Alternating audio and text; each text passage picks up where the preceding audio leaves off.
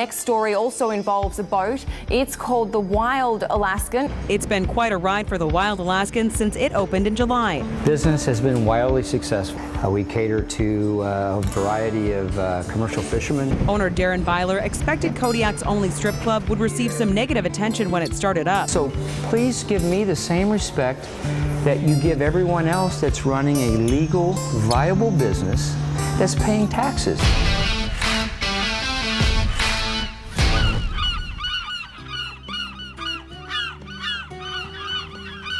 Darren's an idea guy. He's like, I got an idea. And I said, we're gonna have topless dancers on the boat and we're gonna rename it the Wild Alaskan. And I said, are you kidding me? They're never, ever gonna let this fly. And I go, they will have to, because we will run a clean operation. We'll have all of our licenses in order. We'll have all of our permits. We can do this legally. We went forward with it, dotting all I's, crossing all T's.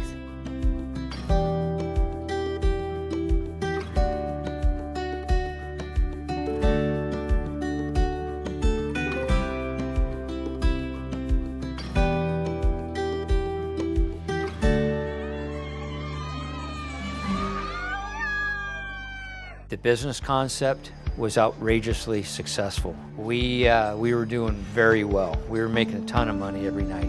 It was a machine that wasn't gonna stop. Guys would go back and tell their buddies about what a great time they had on the Wild Alaskan. And these weren't just strippers, these were traveling showgirls. They came to Kodiak just to be on the Wild Alaskan. These were very well-respected young ladies that traveled around the country. And there's quite a bit of difference between a showgirl and a stripper. Darren's always been an idea guy. The two of us worked together to achieve his idea, and it was working. And it was paying the bills. And it was gonna keep paying the bills. This thing was moving fast. It was a machine that wasn't gonna stop. It just was amping up by the hour, and we were making money, and it was exciting. It was exciting to have envisioned it, to get it up and running, and to be a part of it. It was really a good time. From the very beginning, we were on their radar. We were a target. The federal agent involved in his self-initiated investigation of us got together at the Kodiak Police Department with other federal Coast Guard agents, FBI agents, a local prosecutor, undercover ABC alcohol cops in the local police department, along with the Alaska State Troopers. And they came up with a plan that they were going to send these undercover alcohol cops out to the Wild Alaskan and solicit illegal activities. So they were just sure they were going to get us on this one. So the local people of Kodiak paid for $800 each through the city of Kodiak money to give these undercover alcohol cops money to come out to the Wild Alaskan. So they came out there looking for anything and everything they could get us on for illegal activities. They spent all night in the back room getting couch dances by the girls, lap dances. They were drinking our expensive booze. And at the end of the night, they left with 2 goose eggs. They left with nothing. Just a few weeks later, they raided the Wild Alaskan. They had 15 or 16 federal agents in flak jackets with AR-15 fully automatic weapons. They had Coast Guard federal agents. They were all dressed in black ninja suits, right out of a bad movie. They had drug-sniffing dogs. They had high-tech drug-sniffing machines. Unfortunately for them, the mob started off their morning raiding my boat with a raging case of priapism. They tossed my boat for 7 hours looking for anything and everything. This was this agent's final hurrah for harassment for me. And they found nothing. They had to settle with a phony sewage charge against me with no trace of sewage ever found. Agent Woods comes to the Kodiak Police Department and he chains me up in shackles, just like a violent murderer. He puts me in ankle chains, waist chains, and wrist chains, all bound together. He hauls me out to the Coast Guard base on Air Station Kodiak. As we're pulling up to a C-130, I actually laugh at him. You can't be serious. You're putting me on a C-130? Yep. Are you serious? Yes. So he puts me on a C-130 in chains, and he flies me to Anchorage by myself at $30,000 an hour operating costs to the U.S. taxpayer. Every step that they took with us was with a knife.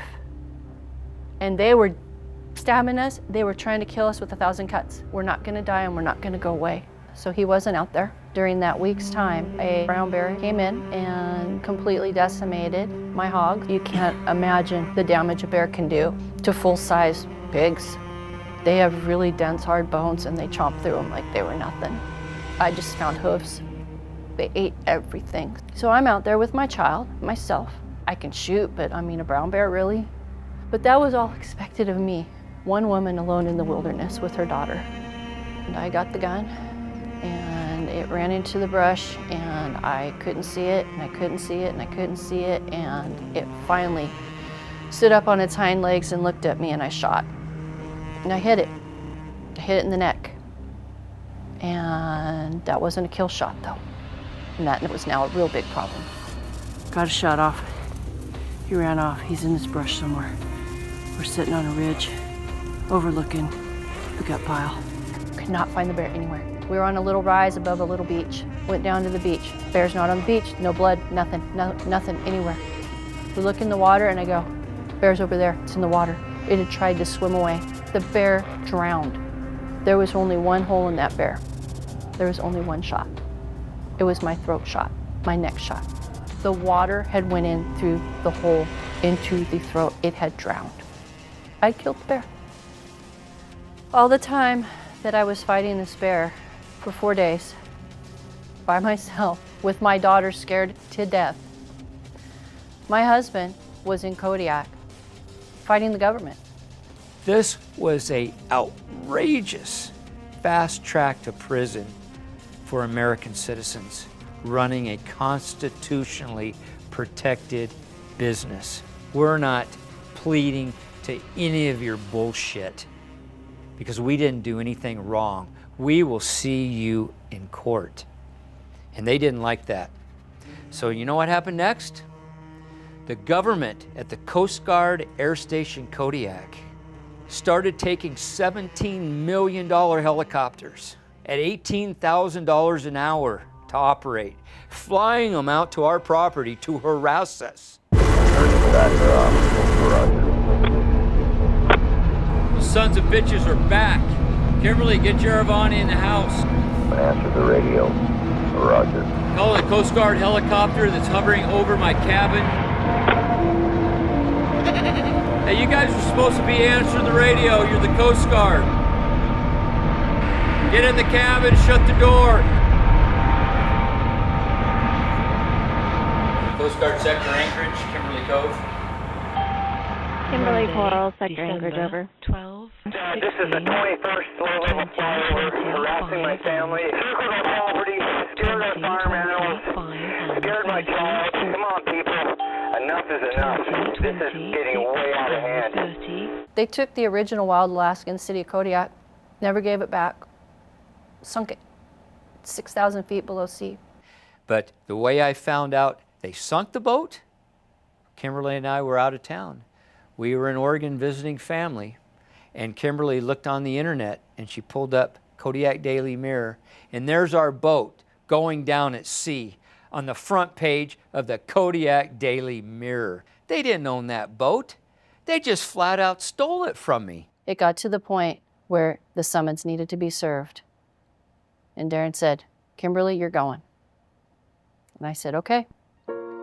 I'm Kimberly Byler, and I guess you know why I'm here. I'm here to serve you a summons to appear in federal district court in Anchorage for the illegal sinking of the wild Alaskan. At this point, it's not clear how many of you in the room were involved in the sinking of our vessel. But whoever did this and participated in it, it was outrageous and way over the top. How can anyone you in this room think that this was okay to take someone's property and to sink it?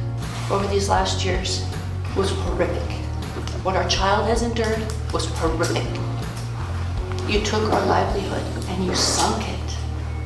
The morality and the animosities and the personal feelings need to be set aside. It's time for this to be over.